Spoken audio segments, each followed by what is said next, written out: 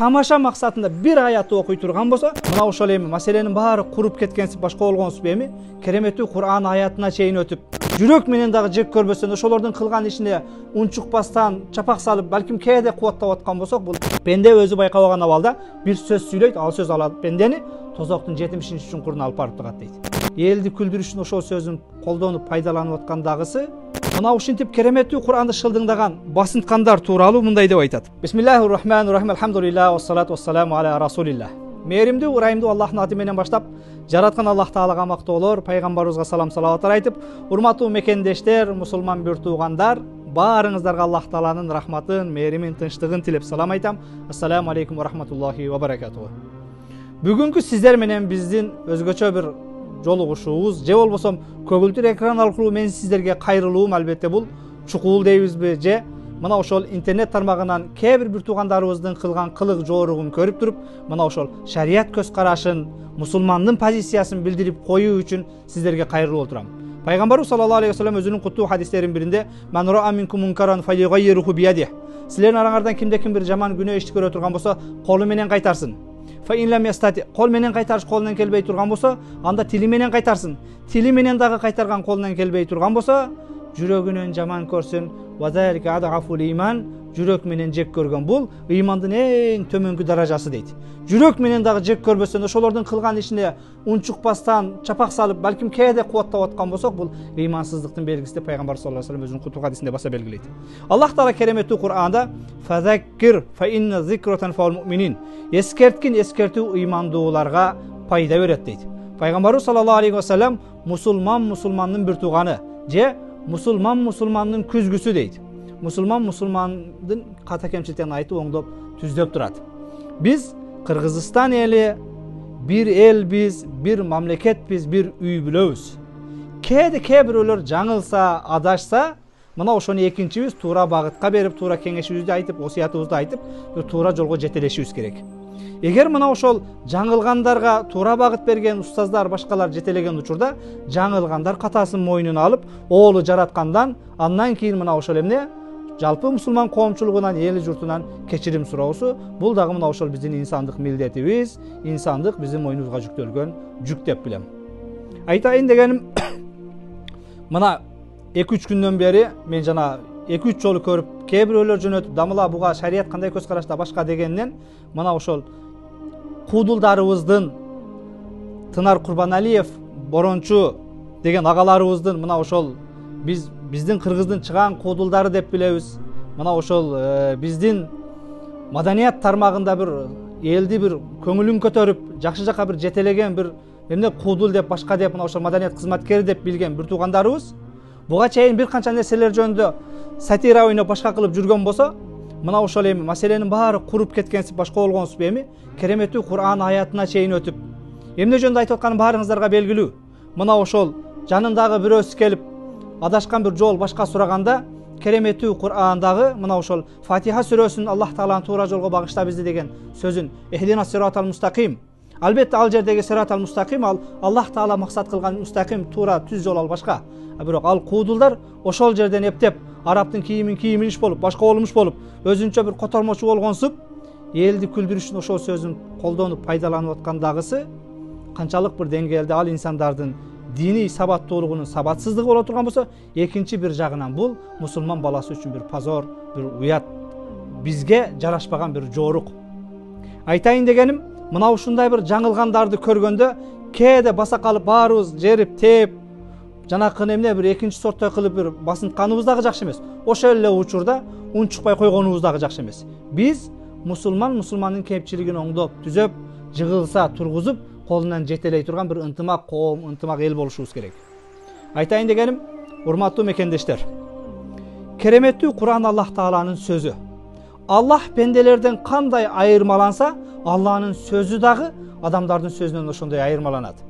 Пайгамбарыбыз саллаллаху алейхи вассалам "Вайлун лиллази юхаддису ва якзиб" азап болсун, тозоктун вай деген өрөөнү болсун. Кимде-ким сүйлөп атканда жалганды аралаштырып, лиюдхикал каум адамдарды кубантыш үчүн жалган кошуп бере турган болсо дейт.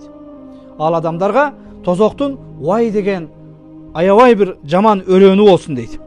Ошондуктан дагы мен айтайын дегеним, Allah'ın karından, azabından biri-birimizi eskертип кайтышыбыз керек. Калгандар да ага эмеспиз, аппак эмеспиз. Бирок бул бир туугандарыбыздын түздөн түз Кур'ан аяты шылдыңдап аткандагысы. Булар минтип өзүнүн тамашасында, башкасына, сатирасына кошуп шылдыңдап алса, экинчи бир бирөөлөрдүн Кур'ан аятын оркестр менен, музыка менен коштоп башка кылып окуп аткандагысы бул уже чектен чыккандык. Кээде жеке мени шылдыңдаса, же сиздин бир үй бүлөңүздү шылдыңдаса, баса калып, башка кылып, арыз жазып, антип, минтип, кайрылуу кылып, митинг кылып, тополон кылабыз.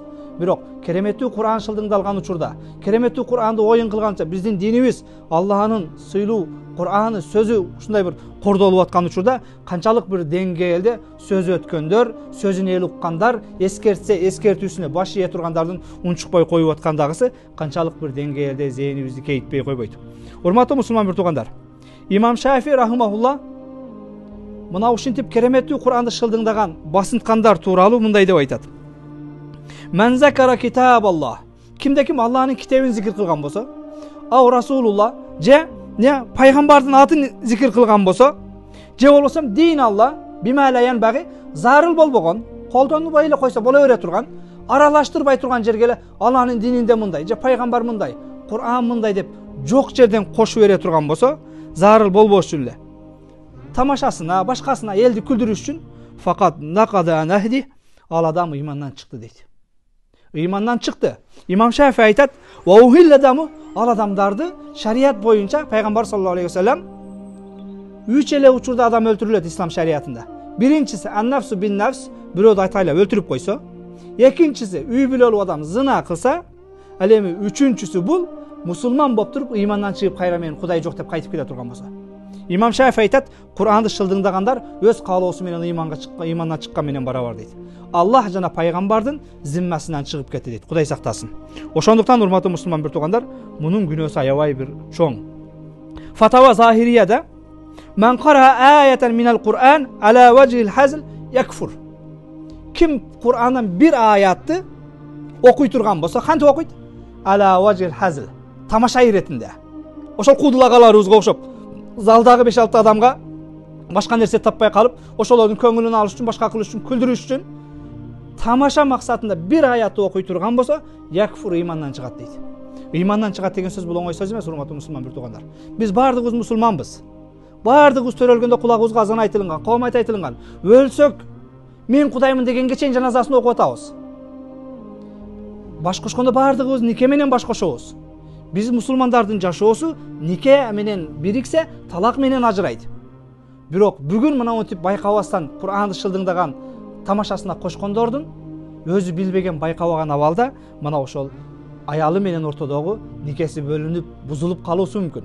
Ошондуктан бул нерсени бир туура түшүнүп башка кылып, мени басынтты же мен кемчилигин башка кылды, ар ким өзү билет, өз эрки эмес. Бул менин диним, бул Кур'ан, Аллахнын сөзү. Ыйман үчүн, ислам үчүн, Кур'ан үчүн кээде мына ошол кээ бирөөлөргө жаман көрүнгөн болсок, жүзүбүз кызарган болсо, бул эч нерсе эмес. Кээде жеке өзүбүздү шылдыңдаса, жеке өзүбүздүн бир мүлкүбүздү тартып алса, жеке өзүбүздү басынтканда, арыз жазганга чейин, башкага чейин барабыз. Бирок кереметтүү Кур'ан шылдыңдалып болсо, ыйман, ислам шылдыңдалып аткан учурда унчукпай койгонубуз биз мусулмандарга жарашпайт. Ошондуктан келиңиздер, эстин барда этегибизди жыялы. Кереметтүү Кур'анда Аллах Таала бул аяттарды шылдыңдагандар бүгүн пайда болгон жок. Бул ошол пайгамбар доорунда бар эле.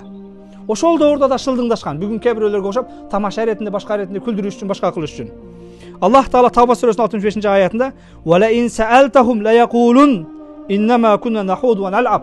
Алардан эмне үчүн муну сен өзүң сатираңа коштуң? Башка сөз куруп кетиппи? Саясатты сүйлө, футболду сүйлө, башканы сүйлө.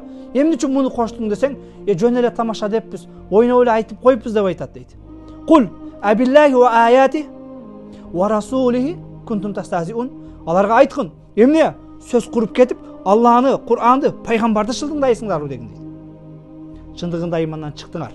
Биз бул кылган күнөөңөрдүн кесепетинен кээ бириңерди кечикирген болсок, кээ бириңерди жазалайбыз дейт.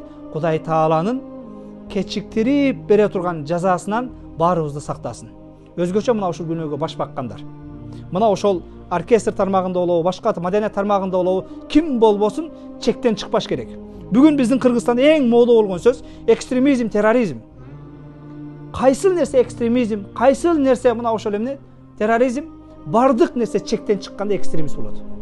Мына ошол динди ордуна койбостон, Маданият өз тармағында, башқа өз тармағында кетпесен, шылдың қылып чектен, грансен өтіп отасың, сен экстремистсің. Демек, ушулар мына ошол экстремизм жазасы менен, ошол статья менен өздөрүнүн жазасын алыш керек. Же болбосо, оболу жараткандан биз Кудай астында сот эмеспиз. Андан кийин мына ошол мусулман журтчулугунан кечирим сурап тооба кылыш керек. Алланын дини менен урматтуу мусулман бир туугандар ойну койлу. Тарыхта буга чейин мен Кудаймын, менин колумдан келет деп не деген гана кыйындар, кандай гана капырлар, кандай гана Кудай душмандары өткөн эмес, бирок жараткан Аллах Таала этап менен бардыгын өз ордуна коюп келген. Кудайым буйрса келелик сабактарда дагы мына ошол кээ бир Кудай арасында текеберденгендер. Мына ошолордун бирөөсү азыр сөз баш кылып айтып кое турган болсом, Титаник күнөөсүн баарыңар көргөнсүңөр. Мына ошол Титаник киносунда дагы, мына ошол Титаник кемени жасагандар башкалар, сиздин кемеңиз чөгүп кетүүсү мүмкүнбү десе, бул менин кемемди Аллах кааласа дагы чөктүрө албайт дейт. Бул боюнча өзүнчө бир токтолом Кудайым буйрса айтайын дегеним, натыйжада мына ошол дүйнөдөгү рекорд койгон эң чоң кеме чөгүп жок болду. Андыктан Аллах мага тийбейт, мага боло берет, мен куудулмун, мен жөн эле тамаша катары айттым дебеген. Пайгамбарыбыз саллаллаху алейхи ва саллям иннал абда ла ятакаллам би калима. Пенде өзү байкабаган абалда бир сөз сүйлөйт, ал сөз алат пендени тозоктун 70-чуңкуруна алып барып турат дейт. Жаратканга жалбарып тооба кылалы, Аллах Таала эч кимди адаштырбасын, ыйман ислам жолунда баарыбыздын кадамдарыбызды бекем кылсын, ынтымак, ырашкерликте динибизди урматтаган, сыйлаган, кураметтүү Кур'анда Аллах Таала айткандай, буйругандай, пайгамбар көрсөткөндөй баш ийип, мусулман болуп жашап өткөндү баарыбызга насип кылсын. Жараткан Аллах Таала эки дүйнөдө баарыңыздарды урматтуу, сыйлуу кылсын. Алланын динин өчүрөм дегендер, кор кылам дегендер, шылдыңдайм дегендер тарыхта буга чейин болуп келген, мындан кийин дагы боло берет. Кереметтүү Кур'анда Аллах Таала өзү айткандай, капырлар, динсиздер юридуна аютфа нуралла би афвахим. Алар оозу менен Алланын динин өчүрүштү, жок кылышты каалашат. Валлаху мутиммин нурихи валау карихал кафирун. Алланын дини кыяматка чейин өркүндөй берет, өсө берет. Эгер капырлар аны шылдыңдаса дагы, каршылык көрсөтсө дагы, ким шылдыңдаса, каршылык көрсөтсө, жазасын дагы, сыйлыгын дагы өз алат. Аллах Таала эч кимди адаштырбасын. Аман болуңуздар, тынч болуңуздар, жакшылыкта көрүшөлү. Ассаламу алейкум ва рахматуллахи ва баракатух.